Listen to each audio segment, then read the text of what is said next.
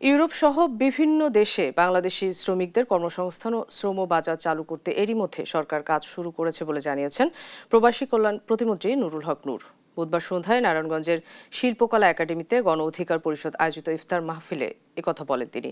এ সময় যুদ্ধ পরিস্থিতির কারণে প্রবাসী শ্রমিকরা দেশে ফিরে এলে সরকার তাদের ক্ষতিপূরণের ব্যবস্থা করবে বলেও জানান প্রতিমন্ত্রী। আমরা এখন ইউরোপ, জার্মানি, জাপান, কোরিয়া এই সমস্ত দেশগুলোতে আমরা কিভাবে আমাদের শ্রম বাজার ওপেন করতে পারি, আমাদের দেশের মানুষের জন্য কর্মসংস্থানের সৃষ্টি করতে পারি, সেই বিষয়টি নিয়ে কাজ করছি। ইনকেস যদি পরিস্থিতির অবনতি হয়, তাহলে আমাদের শ্রমিকরা যদি দেশে ফেরে তাদের কর্মসংস্থান কিংবা তাদের ক্ষতিপূরণ কিংবা কল্যাণের জন্য যে ব্যবস্থা নেওয়া দরকার, সেটি প্রবাসী কল্যাণ ও বৈদেশিক কর্মসংস্থান মন্ত্রণালয়, পররাষ্ট্র মন্ত্রণালয়ের সাথে সমন্বয়